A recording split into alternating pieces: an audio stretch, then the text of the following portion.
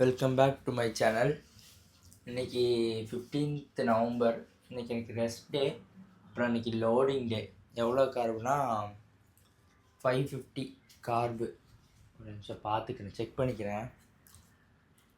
நான் பாட்டுக்கு தான் சொல்லி தப்பாக போய் அண்ணன் திட்டி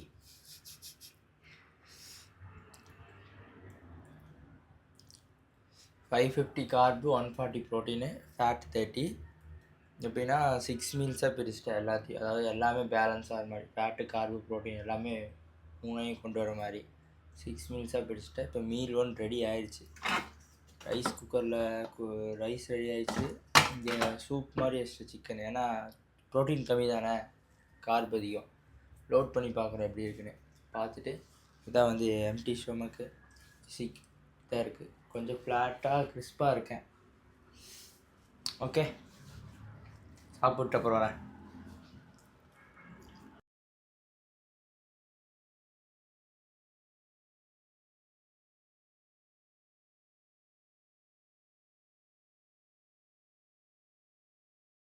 அவ்வளோதான், மீல் 1 சாப்பிட்டு முடிச்சிட்டேன். நீ கொஞ்சம் நேரத்துக்கு அப்புறம் ஒரு 20 மினிட்ஸ்க்கு அப்புறம் பம்ப் பண்ணிவிட்டு பாடியை, அதுக்கப்புறம் லோட் பண்ணலாம். செகண்ட் மீல் ஒரு 10 மணிக்கு. ஓகே, 4th மீலை காண்டி ரெடி பண்ணி வச்சிடலாம். ரைஸ் குக்கர் தானே, குக் பண்ணிட்டா இதுவே இதாகிடும்.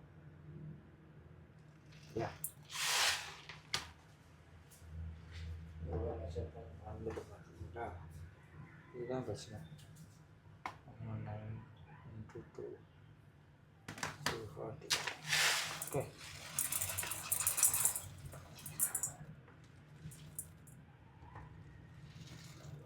சொல்லி வச்ச மாதிரி தான் போடணுமா அப்படின்னு கேட்டிங்கன்னா அப்படி தான் போடணும். 38னா 38 தான், மாறவே கூடாது. மாறிச்சே மாறிடுவோம் எல்லோரும்.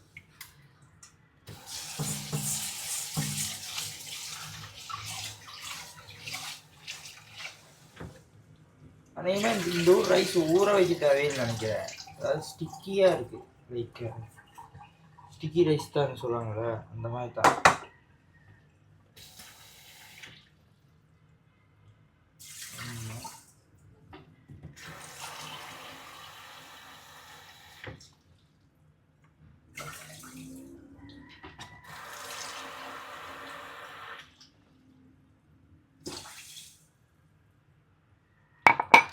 சரி, ஓகே, போசிங் பண்ணி பார்ப்போம். நெக்ஸ்ட்டு அதுதான் வேலை.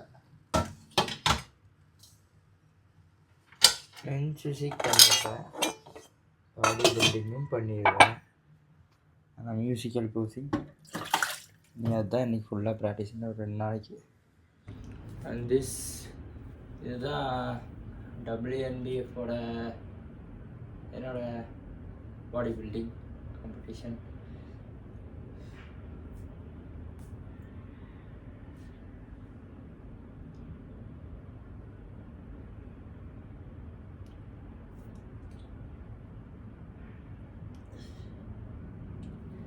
ஓகே, நான் போசிங்கெல்லாம் பண்ணி பார்த்துட்டு அப்புறம் வரேன். எல்லாமே வீடியோவில் காட்ட முடியாதுல்ல. ஆல்மோஸ்ட் 8:30 ஆச்சு. இப்போது செகண்ட் மீல் வந்து ஒரு 10:30 10:40 ஆச்சு. செகண்ட் மீல் இப்போ லோட் பண்ண போகிறேன். போசிங் பண்ணேன், மேண்டட்ரி போசிங் ஓகே, எல்லா போசிங் எல்லாம் ஓகே தான். பட் மியூசிக்கல் போசிங் தான் ப்ராக்டிஸ் பண்ணிகிட்ருக்கேன். மயிர் மாதிரி பண்ணேன். ஐ வாண்ட் டு நல்லா பண்ணணும். இதுக்கப்புறம் பாலிகிராஃப் டெஸ்ட்டுகளாகிட்டு ஷேவ் பண்ணிட்டு வந்துட்டேன். ஏன்னா ரொம்ப ஒரு மாதிரி இந்த ஷேவ் பண்ணாமல் எனக்கே ஒரு மாதிரி இருந்தது. ஷேவ் பண்ணங்காட்டிக்கு ஐ ஃபீல் என்னோடய மைண்ட் ஒரு மாதிரி ஃப்ரீயாக இருக்குது என் லுக் பார்க்கும்போது. ஏன்னா ரொம்ப மூஞ்சியெல்லாம் ஸ்கல் ஆயிடுச்சு. அதை பார்க்கவே ஒரு வேறு லெவல் இருக்குது. ஸோ ஷேவ் பண்ணிட்டு வந்துட்டேன். நீ மீல் 2 எடுத்துகிட்டு மறுபடியும் போசிங் பண்ணிவிட்டு பார்ப்போம். ஹோப் ஒரு தூக்கத்தை போடலான்னு நினைக்கிறேன். ஃபஸ்ட்டு மீல் இது செக்இன் பார்த்துப்போம், பாடி எப்படி இருக்குன்னு. வெயின்ஸ் எல்லாம் ஓடிட்டு கிடக்குது. ஃபில்லர் ஆகிட்டு வரேன்னு நினைக்கிறேன்.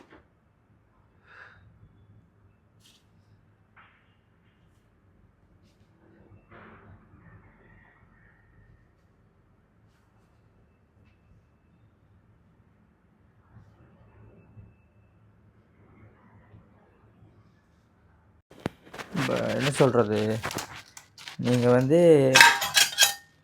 பாடி பில்டிங்கை வந்து வெளியிருந்து நீங்கள் பார்த்தீங்கன்னா இட்ஸ் லைக் நார்மலாக ஒரு கேம் ஈஸியாக இருக்கும். பட் உள்ளே வந்தீங்கன்னா தெரியும் அது ரியல்னால் என்ன அப்படின்னு. ரியல் எப்படி சொல்கிறது, எப்படி இருக்குங்கிறதே பண்ணால் தான் தெரியும். பண்ணாமல் ஒன்றும் பேசவே வேண்டாம், அவ்வளோதான் சொல்லுவேன். ஏன்னா யாராக இருக்கட்டும், நேச்சுரலாக பண்ணுறவன் ஸ்டெராய்ட்ஸு ஏதாவது மெடிசன்ஸ் எது எடுத்தாலும் ஈஸியாக சொல்லிட்டு போயிடுவான், என்னடா ஊசி போட்டிருப்பான், அது என்ன நானுண்டாயிட்டு இருந்தால் வந்துடும் அப்படின்னு. மொத்தம் இருந்து பாருங்கள், அப்புறம் பேசுங்க. முதல்ல நான் வந்து பேசுகிறவங்களுக்கு சொல்கிறேன், எல்லாத்துக்கும் சொல்லலை, அவ்வளோதான். ரியல்னா அப்போ தான் என்னென்னு, அதாவது இது நார்மலாக இதை பொறுத்தவரை நீங்கள் வந்து வின் பண்ணுறீங்க, அது வேறுங்க. சீரியஸாக ஒரு ப்ரெப்பை வந்து கம்ப்ளீட் பண்ணி இப்போ ஏன்னா ஒரே டைட்டில் தான், அந்த ஒரு டைட்டில் தான் எல்லாருமே வந்து எல்லா ஊர்லேருந்து, இது வேர்ல்டு ஓகேவா, வேர்ல்டு ஷோ வந்து வேர்ல்டுலேருந்து எல்லோரும் வருவானுங்க. அப்போ வந்து அந்த ஒரே டைட்டிலுக்கு தான் எல்லோரும் ஃபைட் பண்ணுவாங்க. இப்போ வந்து எல்லாருமே சாம்பியன்ஸ் தான், அந்த இடத்துல போய் நிற்கிறவங்க எல்லாருமே சாம்பியன்ஸ் தான். வின் பண்ணுறது தான் சாம்பியன் அப்படிலாம் கிடையாது. வின் பண்ணுறவனுக்கு ஏதாவது ஸ்பெஷல் குவாலிட்டி இருக்கலாம், அதாவது பேஸ்ட் ஆன் ஜட்ஜ் ஆகட்டும், அதோட மார்க், அவன் பர்ஃபார்மன்ஸ், அவனோட டே, அவன் அந்த அன்றைக்கி நல்லா பீக் பண்ணியிருக்கலாம், எல்லாமே அவனுக்கு ஒர்க் ஆகிருக்கும். கார்ப்லேருந்து எல்லாமே ஒர்க் ஆகிருக்கு. இப்போ நான் வந்து போன வாட்டி ஃபிட்னஸ் ப்ரோ அடித்தேன், இந்த வாட்டி நான் வந்து போன வாட்டி வந்து போன வாட்டி இந்த கண்டிஷனில் ஃபிட்னஸ் ப்ரோ அடித்தேன். போன வாட்டி இந்த கண்டிஷனை இந்த வாட்டி நான் கொண்டு வந்தேன்னா கண்டிப்பாக ஃபிட்னஸ் ப்ரோ கிடச்சிருக்காது, வாய்ப்பே இல்லை. ஆனால் இந்த வாட்டி இருந்த கண்டிஷனை வச்சு நான் ஃபிட்னஸ் ப்ரோ பண்ணியிருந்தேன்னா கண்டிப்பாக நான் வந்து ஃபிட்னஸில் கிளாஸ் பண்ணியிருப்பேன். அவ்வளோதான். அந்த வந்து என்ன சொல்கிறது, எல்லாமே ஒர்க் ஆகணுங்க. அந்த டைம் ஆகட்டும், நீங்கள் பீக் பண்ணுறது எல்லாமே. இது வந்து ஒரு மைண்ட் கேம் தான், 100% ஒரு மைண்ட் கேம். நான் சொல்கிறேன், என்னோட இதை பொறுத்த வரைக்கும் 100% ஒரு மைண்ட் கேம். எப்படி வேணால் இதாகலாம். ஹோப் அந்த டேலாம் நம்ம பர்ஃபெக்டாக கொண்டு போகிறோம், அவ்வளோதான். மீல் 2 முடிச்சுட்டு, போசிங் முடிச்சுட்டு லைட்டாக ஒரு 30 மினிட்ஸ் ஒரு நேப் எடுத்துக்கலாம். எடுத்துகிட்டு அதுக்கப்புறம் மறுபடியும் மீல் 3 லோட் பண்ணுவோம். பண்ணிவிட்டு பாலிகிராஃப் டெஸ்ட் போவோம். போயிட்டு நான் அங்கே போய் கண்டினியூ பண்ணுறேன். பாய். ஓகே, ஒரு படம் பார்த்து முடிச்சிட்டேன், ஸ்டார் மூவி. பார்க்கவே இல்லை, நல்லா தான் இருந்துச்சு, பார்த்துட்டேன். அதுக்கப்புறம் இப்போது மீல் 4 எடுக்க வரேன். இந்த கிச்சன்லாம் மொட்டை கிச்சனாக இருக்கும், லைட்ஸ் எப்படி ஆக்சஸ் பண்ணலாம். மீல் 4 எடுக்க போகிறது. தண்ணி கம்மியாக வச்சா ரைஸ் நிறையா இருக்குது, என்ன கணக்குனே தெரியலையே.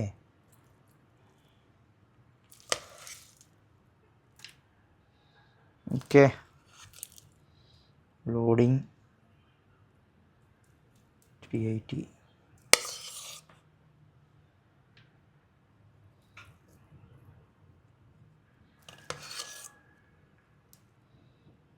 ஹனி இங்கே கிடைக்கவே மாட்டேங்குங்க. ஹனி வந்து ஊற்றி சாப்பிட சொன்னாங்க, ஆனால் ஹனி கிடைக்கவே இல்லை.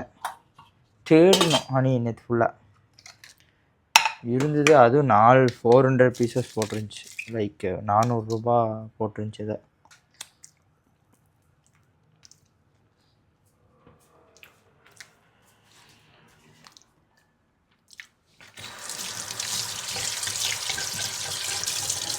எனக்கு ஒரு கெட்ட பழக்கம் இருக்குது, எனக்கு ஒரு நோய் இருக்குது, லைக்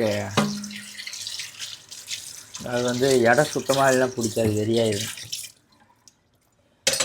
டம்பிளே இப்போ ஜிம்மில் அன்ட்ராக்ட் பண்ணி வச்சுட்டு அப்படியே விட்டுட்டு போயிருந்தா புகத்தள்ளும் என் காதுலேருந்து.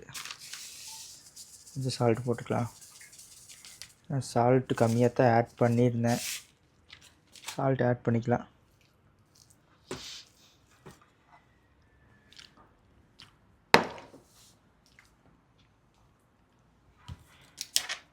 வியூ பார்க்குறீங்களா, சீனான வியூவெல்லாம் செம்மையாக இருக்கும்.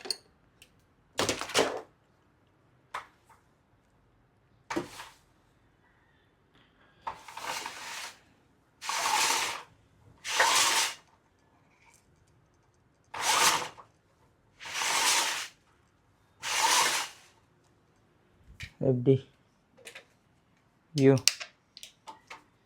அங்கே விட இங்கே ஒரு ஜாயிண்ட் வீல் ஒன்று இருக்குது. தா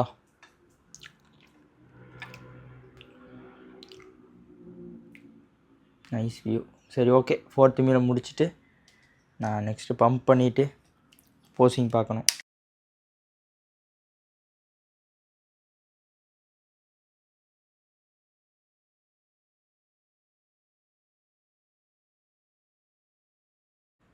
ஓகே, மீல் 4 முடிச்சிட்டேன். கார் புள்ள போய்கிட்டுருக்கு. ஆமாம், போகுது உள்ள. கொஞ்ச நேரம் ரெஸ்ட் எடுத்துகிட்டு அப்புறம் பம்ப் பண்ணுவோம். ஓகே, இன்னும் தூங்கலை. படம் பாட்டு இருந்து அப்படியே தூங்காமல் விட்டுட்டேன். தூக்கம் அப்படி லைட்டாக வருது. 2:30 ஆச்சு. அடுத்து மீலுக்கு ரெடி ஆகலாம். அப்புறம் தூங்கிட்டு எவ்வளோ நேரம் தூங்கிட்டு அதுக்கப்புறம் தூக்கம் வராது மோஸ்ட்டாக. பட் வர அளவுக்கு தூக்கம் வர அளவுக்கு தூங்கிட்டு ரெஸ்ட் எடுத்துகிட்டு நெக்ஸ்ட்டு போசிங் பண்ணி பார்த்துட்டு ஃபிசிக் எப்படி இருக்குன்னு பார்த்துட்டு அப்புறம் போகிறோம். வெயின்ஸாக ஓடுறான் காலு கையெல்லாம்.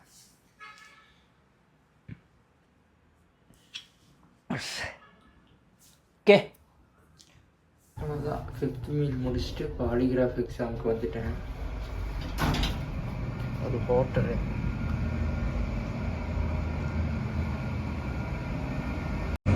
இனி ரூம் போயிட்டு என்னோடய லாஸ்ட் மீல் எடுத்துகிட்டு இன்றைக்கி போசிங் செக் பண்ணிவிட்டு டேவை முடிக்கிறேன்.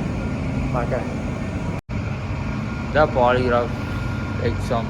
10 years drug free urine tested natural WNBF Philippines. Almost ஒரு 2 மணி நேரத்துக்கு மேலே இங்கே தான் உட்காந்துருக்கேன். ராஜ் இப்போ தான் உள்ளே போனார். நானும் வெயிட் பண்ணிட்டுருக்கேன். எனக்கு இன்னும் 8க்கு தான் ஷெட்யூல்டு. ஸோ வெயிட் பண்ணிக்கிட்டு இருக்கேன். பார்ப்போம். உள்ளே போய் பாலிகிராஃபில் என்ன கேட்குறான்னு எனக்கு தெரியல. பார்ப்போம். இப்போ தான் பாலிகிராஃப் எக்ஸாம் முடிச்சுட்டு வந்தேன். அல்ல கொஞ்சம் அவங்க கேட்குற கொஸ்டின்லாம் மெடிசன்ஸ் பற்றி எல்லாம் கேட்டாங்க. ப்ளஸ் 99% பாஸ் ஆகிட்டேன் ஃபஸ்ட் ரவுண்ட்லேயே. ஆல் தி பெஸ்ட்லாம் சொல்லி அனுப்பி விட்டார். ஹோப் அப்போ ரூம் போயிட்டு எப்படி இருக்குன்னு பார்க்கணும் முதல்ல போசிங் பண்ணி.